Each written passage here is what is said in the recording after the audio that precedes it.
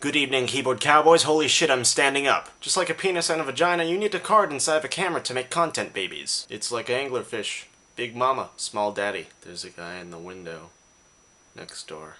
Okay, he went away. I feel like I'm finally starting to get it. And the more that happens, the less I know what I'm doing. I also feel like I'm getting more and more and less like Zay Frank. But if he's knowledge, I'm wisdom. God, I hope he doesn't see this episode. Please don't hate me for that. Lately, I've been reading this book, A Long Way Down by Nick Hornby. I'm guessing you can read that, though. It's about 4 people in London who all go to the same rooftop to kill themselves. However, they find each other and then they agree to wait 6 weeks before killing themselves. And that's the end of the story. Well, as I know it. I haven't finished reading it yet. Good book, though. I recommend it. It's kind of irritating, though. You know how people will recommend a book, but then they just say, it's a good book, I really recommend it. Except they won't really tell you what it's about because they're afraid of spoiling it for you. So you don't really know what the book is about. So you just say, yeah, I'll look it up. And the only time you do actually run into that book is when you're going to buy a different book, which is right across from that book. I mean, I understand you're not trying to spoil it for me. After all, I am one of those writerly types. I like the energetic reading of poems and passages and whatnot. But frankly, I've got the entire canon to read. Sell yourself a little, would ya? Speaking of selling yourself, the New York Times actually has a section dedicated to news about prostitution. Did you know if you mix purple and yellow, you get gray? Let's do the news.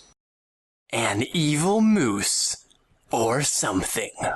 Thank you for that. That was made by a, stranger. All the other big oil industry companies are now pointing their fingers at BP, saying that it was his fault. I apparently decided that BP is a man. Bill Patterson? ExxonMobil CEO Rex Tillerson told a congressional panel on Tuesday that we would not have drilled the oil well that they did. Obama said earlier that he would make BP pay, and indeed he did. BP is officially saying that he's sorry and will pay $20 billion for the Gulf. He's buying the entire Gulf? No, to recover the Gulf. Oh, that makes more sense. $20 billion is a lot of bucks, right? Well, Obama and BP have agreed that this is by no means a cap on the extent of the payment. The whole claims process is going to be managed independently of government and BP. BP is going to be shelling out a lot of cash for this one, but not nearly as much as the oil he spilled. Gay marriage fate rests in courts of law, public opinion. Why do they have the commas? They make me crazy. Theodore Olson and David Bowies have teamed up to argue on behalf of 4 homosexual plaintiffs that Proposition 8 violates the rights of gays and lesbians under what's called the Equal Protection Clause of the U.S. Constitution. Really? Prop 8 violates the rights of gays and homosexuals by discriminating against sexual orientation under the Constitution, which agrees equal rights for all? Psst, no. They wouldn't do that. And nor did the government ever illegally and covertly administer dosages of LSD to random US citizens to see its effects, right? But wait, that was 50 years ago.